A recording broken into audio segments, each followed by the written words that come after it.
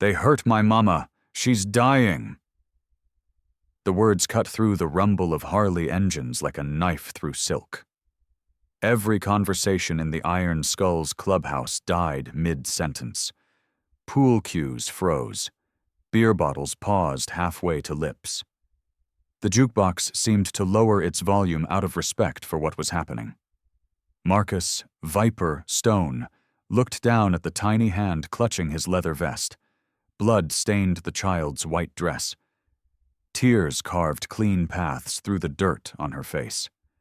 She couldn't have been more than 7 years old, this little brown-skinned girl who had somehow found the courage to walk into the most dangerous biker clubhouse in Chicago and grab the sleeve of the most feared man in the room. What Viper did next would change everything.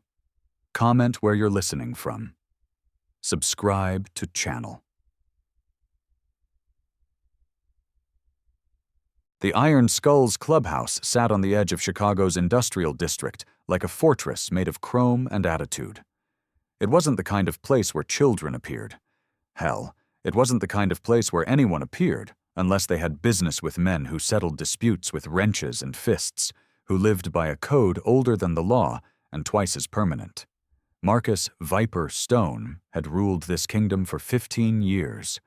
At 53, he was a mountain of scarred muscle and road-worn leather. His arms told stories in ink, skulls and snakes, and the names of brothers who died on their bikes or in prison.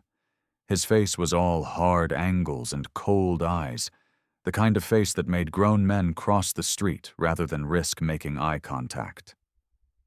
But here's what nobody knew about Viper Stone. Mini cliffhanger. 30 years earlier, before the leather vest and the reputation, before the Iron Skulls and the fear, Marcus Stone had been a different man. He'd been Marcus Johnson, a mechanic at a small garage on the south side. He'd been married to a woman named Angela, who could make him laugh even when the rent was overdue. They'd been saving for a house, planning for kids, building something real in a neighborhood where real things were hard to keep. Then one night, a different motorcycle club, the Devil's Chosen, decided to send Marcus a message about refusing to sell them stolen parts. They didn't come for him at the garage. That would have been too direct, too honorable. Instead, they went to the apartment while Marcus was working late. Angela never had a chance. The police investigation went nowhere. Questions were asked that no one bothered to answer. And Marcus Johnson died that night, right alongside his wife. What crawled out of that grief wasn't a mechanic anymore. It was something harder, colder, meaner. It was Viper. He'd built the Iron Skulls from nothing. Ex-Marines, mechanics, men who'd been chewed up by life and spit out angry. They weren't a gang. They were a brotherhood. They had rules. You protected your own. You respected the neighborhood. You didn't hurt civilians. And you sure as hell didn't hurt women and children. For 3 decades, those rules had held firm. Viper Stone didn't show mercy to enemies, but he didn't create innocent victims either. He'd broken bones and burned bridges and sent more than a few men to the hospital, but every one of them had known what they were getting into. The walls around his heart had been built with motorcycle oil and prison concrete. Nobody got close. Nobody made him feel. Nobody reminded him of what he'd lost. Until Sophie Martinez burst through the clubhouse door.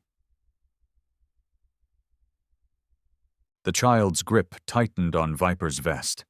Her voice came out in broken sobs as she tried to explain what had happened. Around them, the Iron Skulls stood frozen, unsure how to process this unprecedented situation. These were men who'd faced down rival clubs and police raids without flinching. But none of them knew what to do with a terrified 7-year-old covered in her mother's blood. Through her tears, Sophie told them about the flower shop where her mama worked. About the apartment above it where they lived, just the two of them trying to make it in a neighborhood where making it was harder every day. About the men in red bandanas who came after closing time, demanding money her mother didn't have. They yelled at her, Sophie whispered, her small voice shaking. Said she was 3 months behind. Mama tried to explain about my medicine, about how I was sick last winter and we needed the money for the doctor. But they didn't care. They didn't care. Viper knelt down, bringing himself to eye level with the child. His brothers had seen him tower over men twice Sophie's size, had watched him break arms without changing expression. But now they watched something none of them had ever witnessed. Viper Stone, making himself small, making himself safe for a scared little girl. "What's your name, kid?" His voice was surprisingly gentle, like gravel wrapped in velvet. Sophie Martinez. Sophie, I need you to tell me exactly what these men looked like. Can you do that? She nodded, wiping her nose on her already ruined dress. 2 men. Young. They wore red bandanas with a snake on them. One had a scar right here. She traced a line down her left cheek. The other one had a spider tattoo on his neck. They called each other Carlos and Miguel. Every biker in that clubhouse tensed. They knew those descriptions. Carlos Vega and Miguel Santos, enforcers for the Red Serpents, a gang that had been trying to muscle in on territory that had been neutral for over a decade. The Iron Skulls and the Serpents had an understanding. Stay out of each other's way. Don't mess with civilians. Keep the neighborhoods clean. But what they'd done tonight was different. What they'd done tonight was personal. This is when everything changed. Viper stood up slowly, his decision already made. "Bones," he called to his sergeant-at-arms, a former army medic with hands that could rebuild an engine or stitch a wound with equal skill. "Get the van. We're taking this girl and her mother to County General.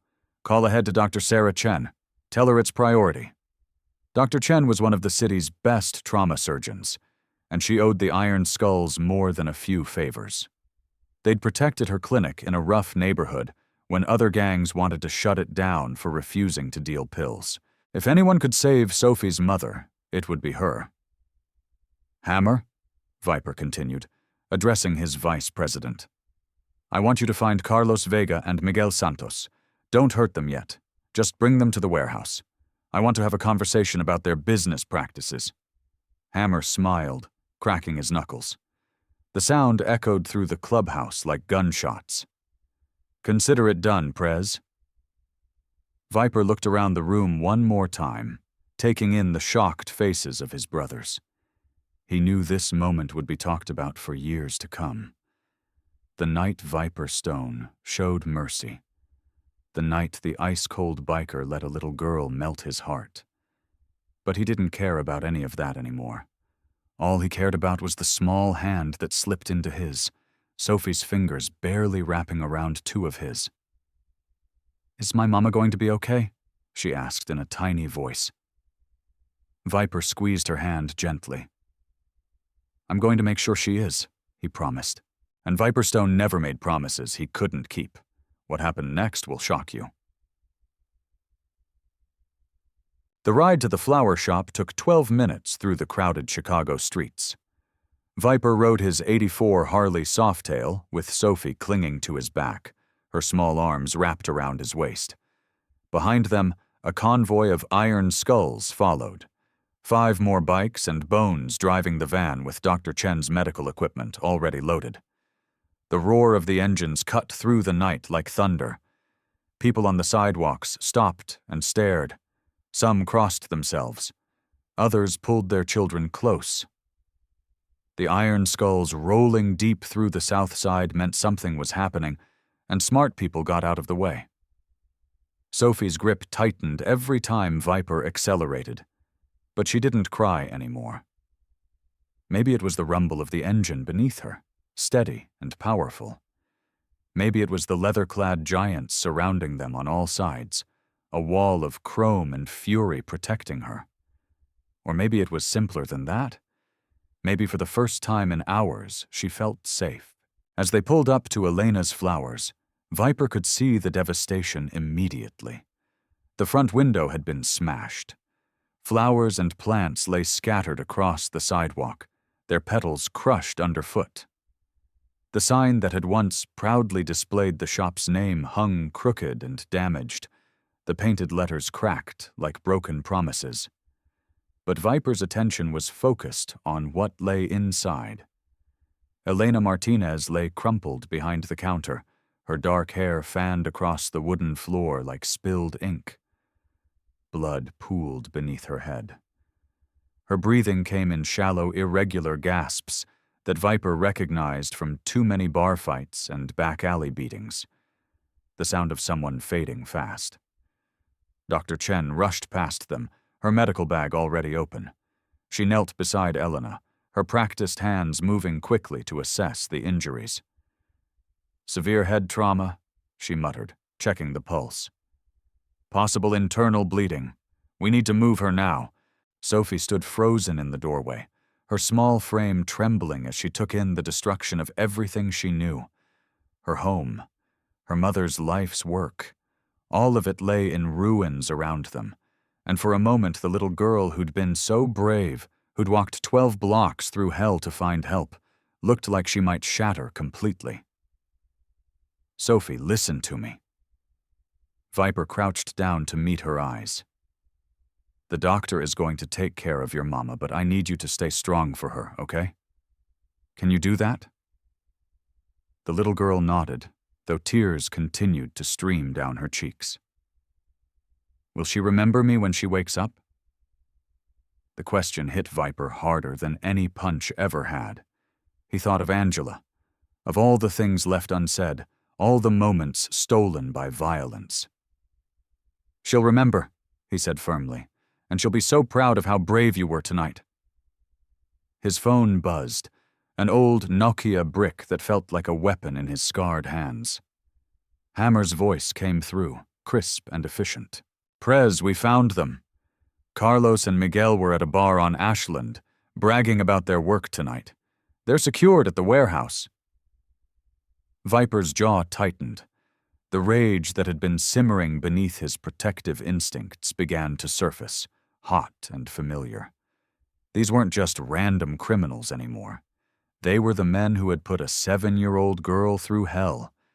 They were the reason Elena Martinez might never see another sunrise. "Good," Viper replied, his voice deadly calm. "I'll be there after I get Sophie settled." But there was one thing he didn't know. Mini cliffhanger. The ride to County General passed in a blur of sirens and Sophie's whispered prayers.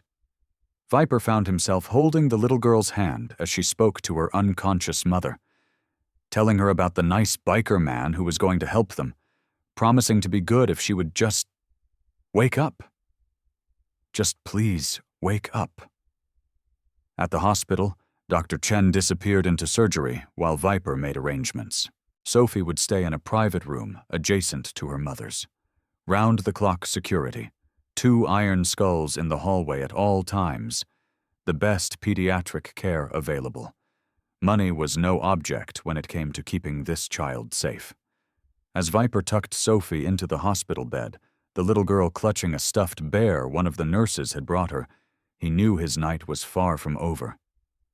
Exhaustion finally claimed her small body, her eyes fluttering closed mid-sentence about butterflies and chocolate ice cream. She looked so peaceful, so innocent, so different from the broken, desperate child who had stumbled into his clubhouse hours earlier. Viper stepped into the hallway and pulled out his phone. "Bones, bring my bike around. It's time to visit our guests." The warehouse on 5th Street was one of the Iron Skull's more discreet properties. No neighbors to hear sounds, no windows for light to escape, just thick concrete walls and the kind of privacy that allowed for serious conversations. Carlos Vega and Miguel Santos sat tied to chairs in the center of the empty space. Their earlier bravado had been replaced by the kind of fear that came with recognizing your situation had gone from bad to catastrophic. Both men were young, maybe mid-20s, with the kind of swagger that came from thinking violence made you untouchable. They were about to learn how wrong they were. Viper entered the warehouse slowly, his boots echoing on the concrete floor. He'd changed from his riding vest into his colors, the full leather vest with the iron skulls patches that told anyone who could read them exactly how dangerous this man was. Behind him, Hammer and 3 other brothers took positions by the door. "Gentlemen," Viper said, his voice conversational, "I understand you had a busy evening." Carlos, the one with the scar, tried to maintain his defiance. "Look, man, whatever this is about, we can work something out. You know how it is in our business." Viper walked a slow circle around the 2 chairs, studying his captives like specimens under a microscope. "Our business?" he repeated. "Tell me, Carlos, what business do you think beating unconscious mothers in front of their children falls under?" The color drained from Carlos's face. Miguel, the one with the spider tattoo, began to sweat visibly. They were starting to understand that this wasn't about territory or money or any of the usual reasons men in their line of work found themselves in situations like this. "The woman was holding out on us," Miguel stammered. "She owed protection money. We had to make an example." Viper stopped walking.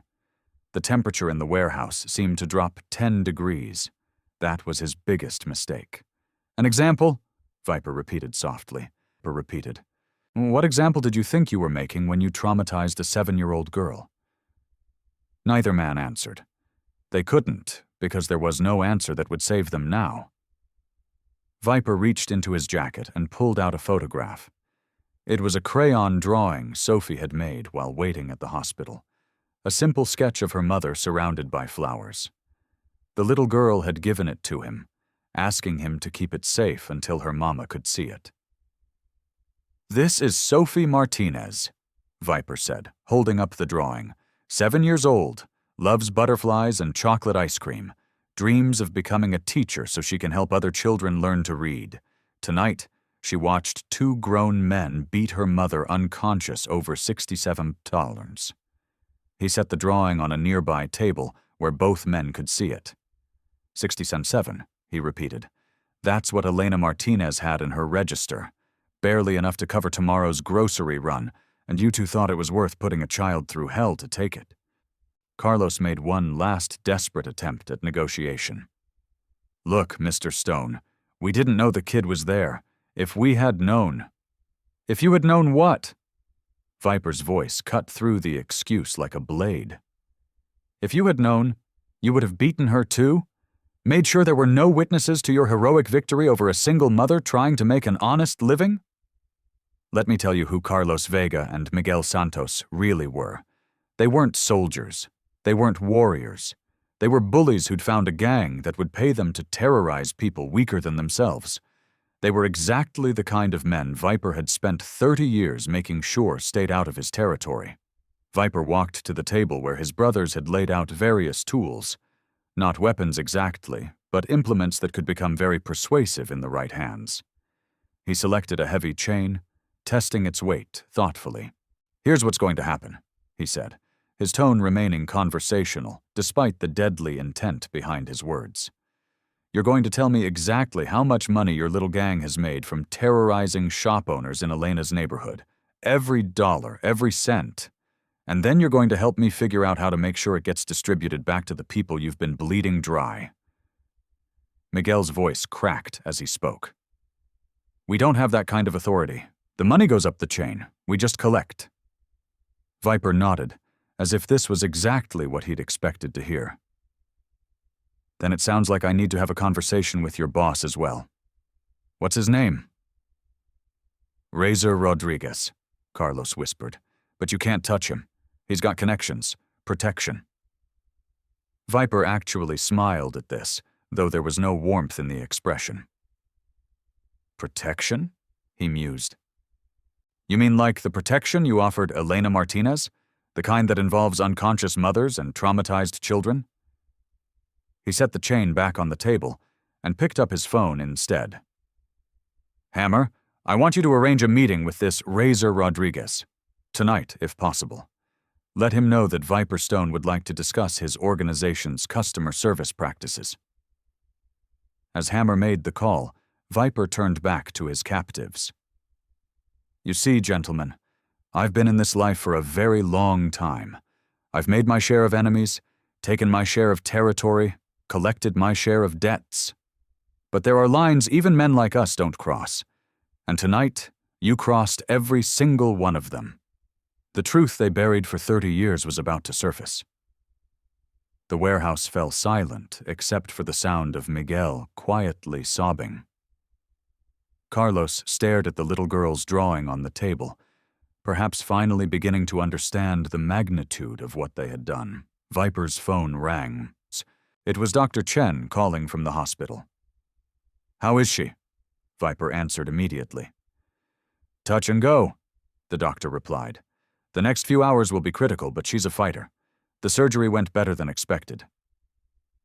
Viper felt a weight lift from his chest that he hadn't even realized was there. And Sophie? Sleeping peacefully. She asked the nurses to tell you thank you for keeping your promise. After ending the call, Viper looked at Carlos and Miguel with something approaching pity. Elena Martinez is going to live, he told them. Which means you two just graduated from attempted murder to aggravated assault. Congratulations. He walked toward the door, then paused and looked back. I want you to think very carefully about the choices you've made tonight. About the little girl who will have nightmares for months because of your actions. About the woman who will never feel completely safe in her own shop again. And then I want you to think about what kind of men you want to be when this is all over. What Viper did next would destroy everything. Viper left them there to contemplate their situation while he went to prepare for his meeting with Razor Rodriguez. The night was far from finished, but something fundamental had shifted in his world. For the first time in 30 years, he was fighting for something more than territory or respect or fear. He was fighting for the same thing that 7-year-old girl had fought for when she burst into his clubhouse and grabbed his vest. He was fighting for family.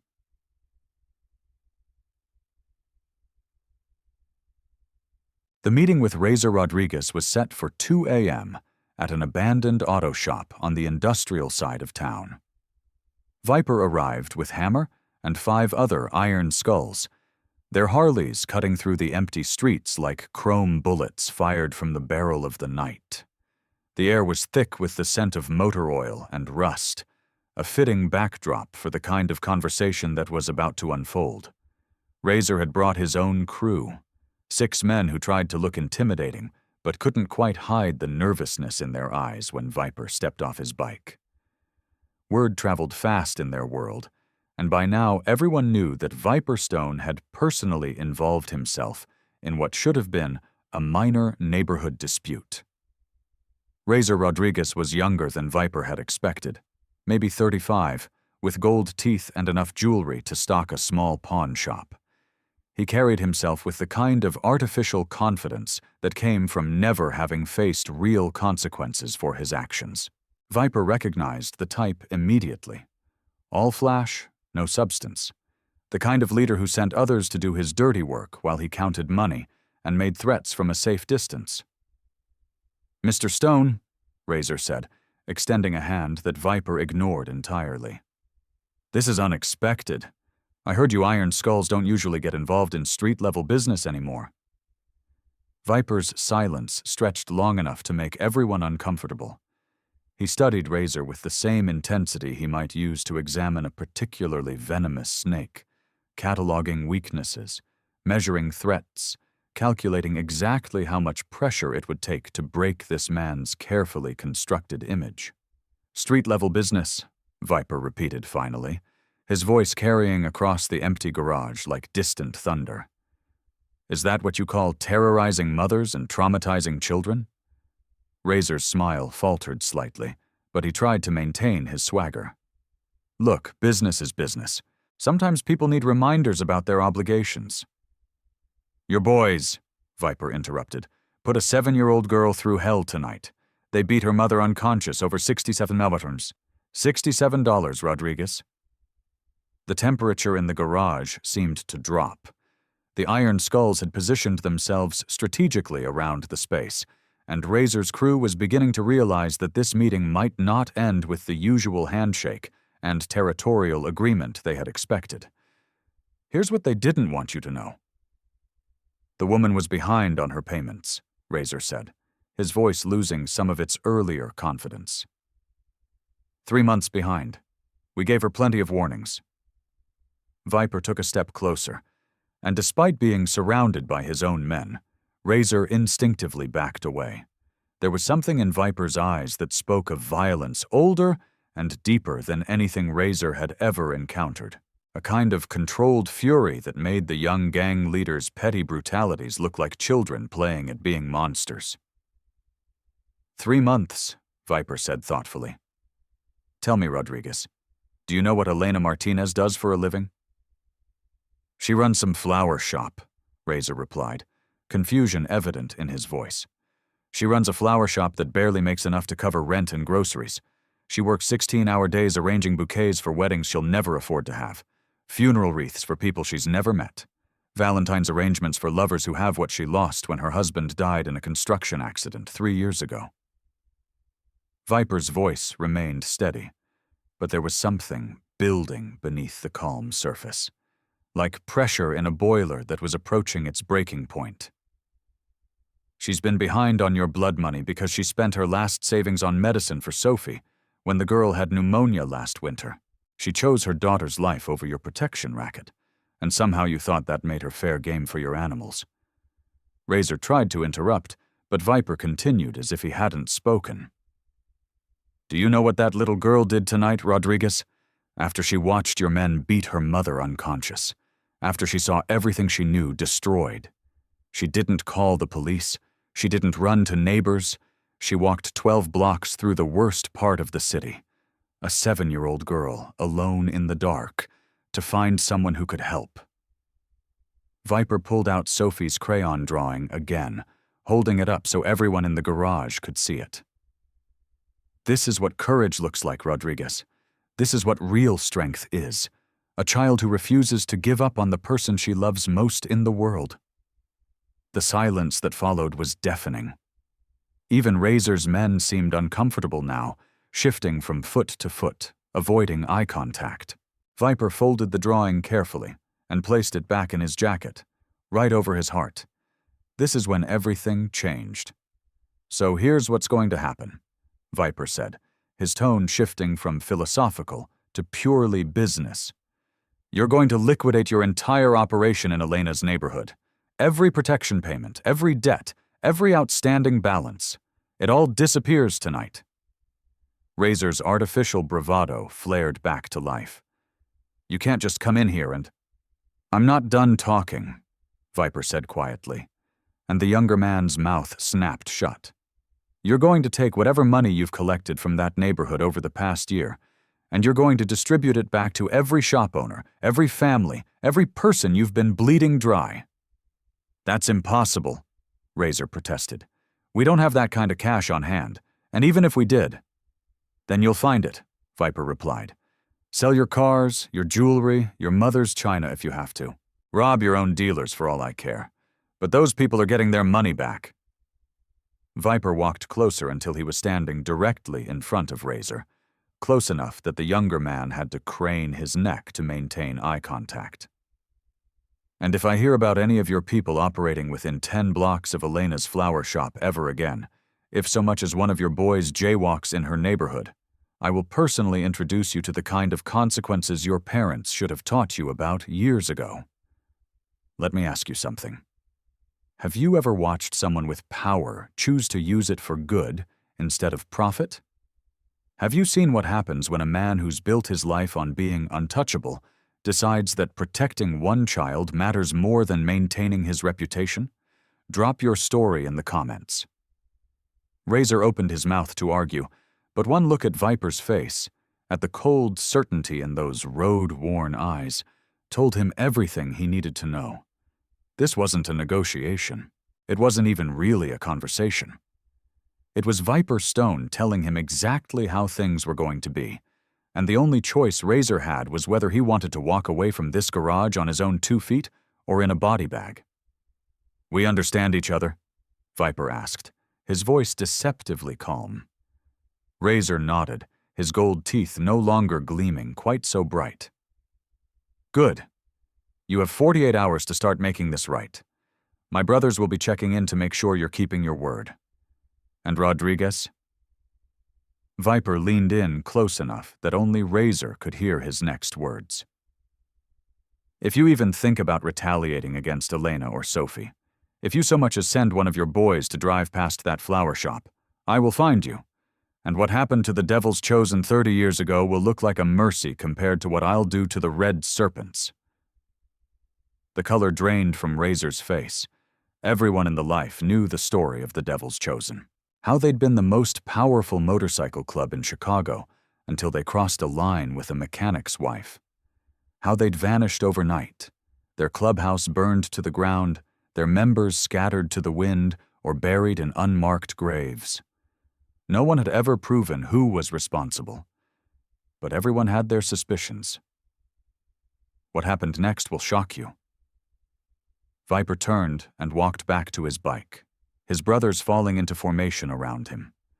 The Harleys roared to life in perfect synchronization, a wall of sound that shook the garage's corrugated metal walls. As they rode back into the night, Hammer pulled up alongside Viper at a red light. "You think he'll actually do it, Prez? Give the money back?" Viper glanced at his vice president. "He'll do it, and if he doesn't, we'll make sure he regrets it for however long he has left." "What changed, Viper?" Hammer asked.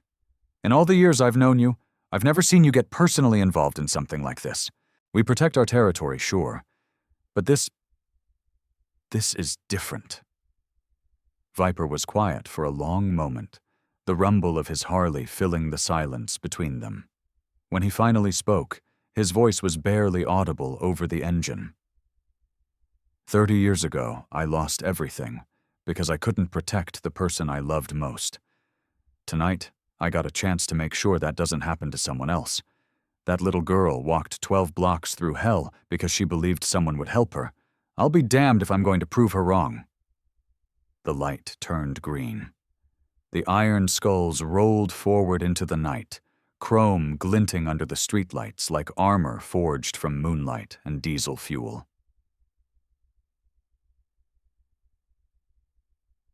Six months later, Elena Martinez stood behind the counter of her rebuilt flower shop, watching through sparkling new windows as her daughter Sophie played in the small garden that the iron skulls had installed behind the building. The Red Serpents had vanished from the neighborhood entirely, their former territories now under the quiet protection of men who understood the difference between power and bullying. Every shop owner who'd been extorted had received their money back, delivered in plain envelopes by men on Harleys who refused to give their names. Viper still visited every Tuesday, not as the feared president of the Iron Skulls, but as the man who had chosen to let a little girl's courage crack open his heart. Elena would prepare fresh coffee, the good stuff from the shop down the street, not the cheap diner brew. Sophie would show him her latest drawings, usually featuring motorcycles and flowers in equal measure. And for a few precious hours, the three of them would sit together like the family none of them had dared to dream possible. The city whispered about the night Viper Stone saved a child and found his soul. Stories spread through the neighborhoods about the biker who'd gone to war over $67 and a little girl's tears. The Iron Skull's reputation changed. They were still feared, still powerful, still not to be crossed. But now there was something else in the fear. Respect. The kind that came from knowing these men had lines they wouldn't cross and principles they would die to defend. But Sophie knew the truth that the adults had missed entirely. She hadn't saved her mother by finding the most dangerous biker in Chicago. She had saved him by showing him that even the hardest heart could choose love over fear.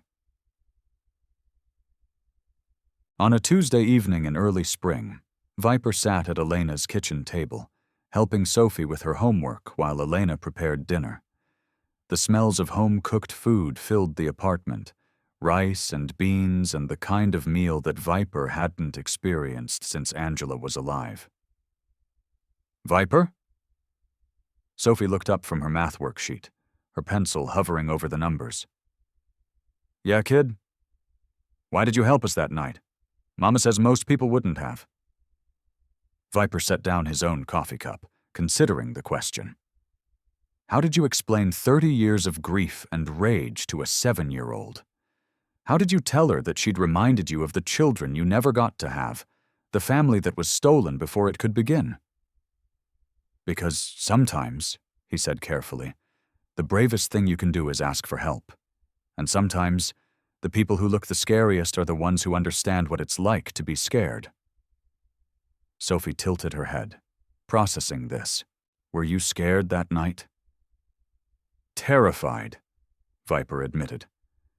"Not of the red serpents or the fight. I was scared that I wouldn't be able to keep the promise I made you, that your mama wouldn't wake up, that I'd fail you the way I failed someone else a long time ago." "But you didn't fail," Sophie said simply. "You saved her. You saved us." Elena appeared in the doorway, tears in her eyes. She'd heard the conversation, heard the vulnerability in Viper's voice that he rarely showed to anyone. "You saved all of us," she said softly, "including yourself." For the first time in 30 years, Marcus Viper Stone felt like he might be home. But the story doesn't end there, because 6 months after that Tuesday dinner, Razor Rodriguez made a mistake.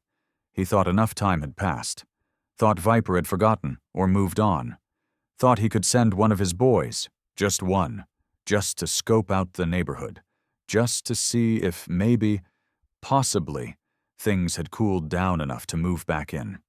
That was his second mistake. The first was crossing Viper in the first place. Hammer spotted the Red Serpent Scout before he'd made it 3 blocks into Elena's neighborhood. One phone call later, the Iron Skulls were rolling 20 deep through the south side, a wall of chrome and leather and righteous fury. They found Razor at his usual spot, a bar on the west side where he held court like some kind of discount kingpin. The look on his face when Viper walked through the door, flanked by Hammer and Bones and 18 other brothers whose colors told the story of exactly how serious this was almost worth the ride over. "Mr. Stone," Razor stammered, his gold teeth clicking together nervously. "This is unexpected. I can explain—" "You can't," Viper interrupted, "because there's no explanation for breaking your word. There's no excuse for testing me, and there's damn sure no forgiveness for threatening my family." "Your family?" Razor looked confused. "I didn't. Elena and Sophie are under my protection. That makes them family. And family is the line you don't cross." What Viper did next became the stuff of legend in Chicago's underground. Not because of violence, though there was some of that. Not because of threats, though there were plenty. But because of what Viper made Razor do. He made him apologize. Not to Viper. Not to the Iron Skulls. But to Elena Martinez and her daughter Sophie in person, in front of his entire crew and half the South Side. Razor Rodriguez, leader of the Red Serpents, had to get down on his knees in Elena's flower shop and tell a 7-year-old girl that he was sorry for what his men had done to her mother. Had to admit that he was wrong, that his gang was wrong, that the whole protection racket system was built on bullying people who couldn't fight back. And then Viper made him leave Chicago entirely, gave him 72 hours to liquidate his operations, distribute whatever assets remained to the shop owners he'd victimized, and disappear. The Red Serpents could go to Milwaukee, St. Louis, Detroit, anywhere but Chicago.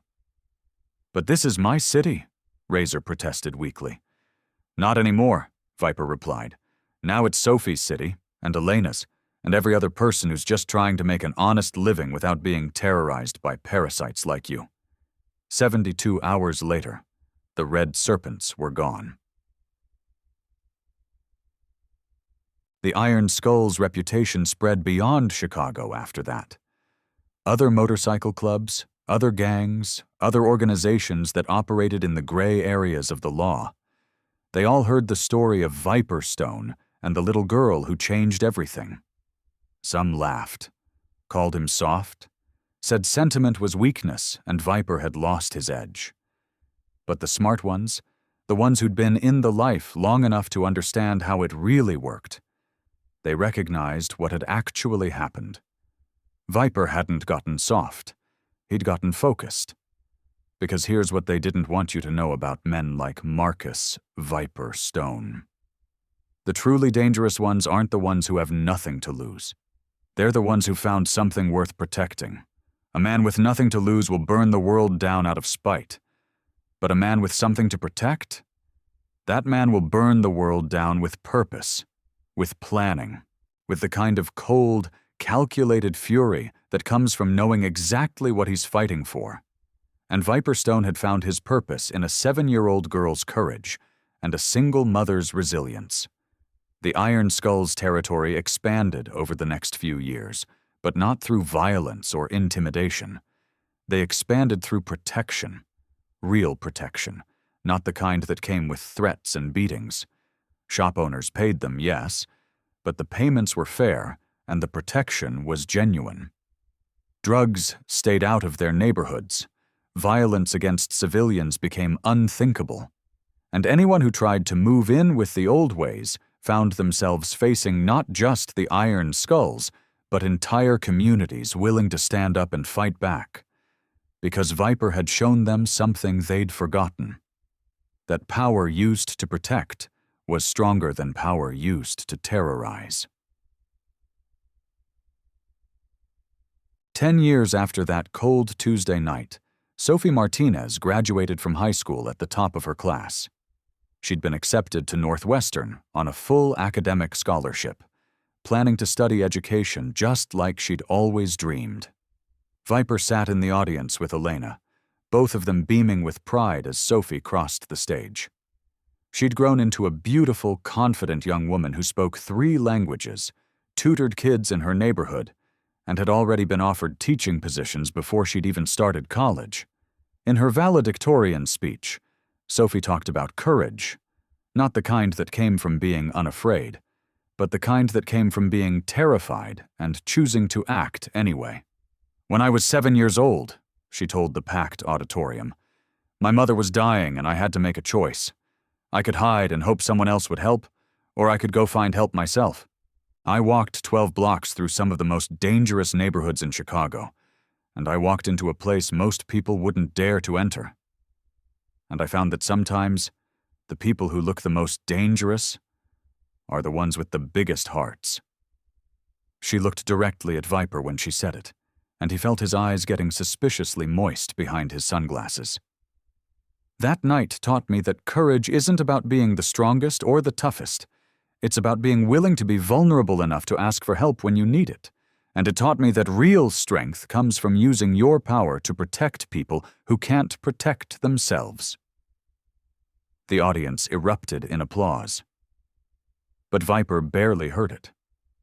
He was thinking about Angela, about the man he'd been before that night 40 years ago, when violence had stolen everything from him, about the walls he'd built, and the years he'd spent alone because he thought sentiment was weakness.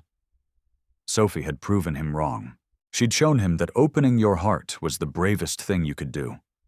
After the ceremony, Sophie found Viper in the parking lot, sitting on his Harley and staring at the sunset. She'd changed out of her graduation gown into jeans and a leather jacket, a gift from the Iron Skulls for her 18th birthday. "Thank you," she said simply. "For what, kid?" "For being brave enough to help a scared little girl, for showing me that family isn't just about blood, for proving that people can change." Viper pulled her into a hug, this girl who'd become as much his daughter as if they'd shared DNA. "Thank you," he said, "for reminding an old biker that he still had a heart worth using." So let me ask you something. Have you ever been in a situation where you needed help but were afraid to ask?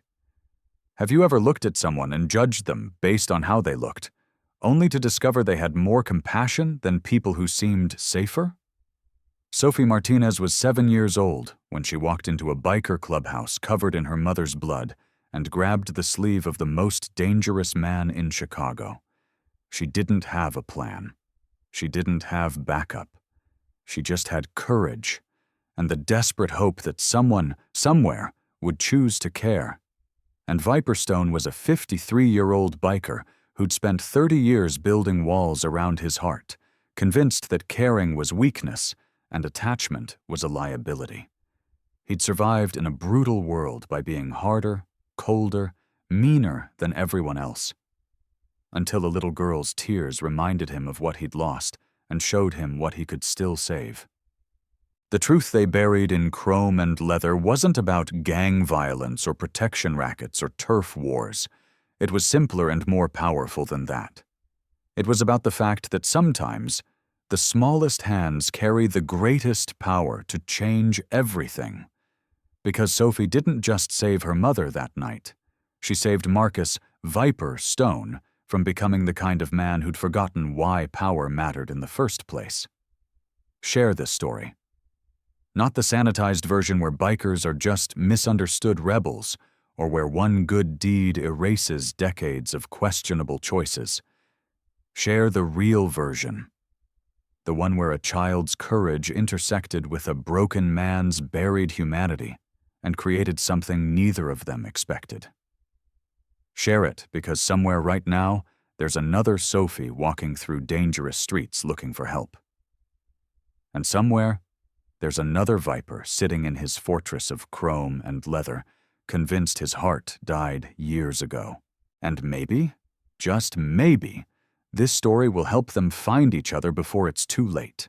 Because here's what the Red Serpents never understood, what Razor Rodriguez learned too late, and what the Iron Skulls proved every day for the next 20 years. Real power isn't about how much fear you can inspire. It's about how much love you can protect. And the most dangerous man in the room is never the one with the biggest gun or the meanest reputation. It's the one who's found something worth fighting for. Drop your story in the comments. Tell me about the time someone surprised you with their kindness.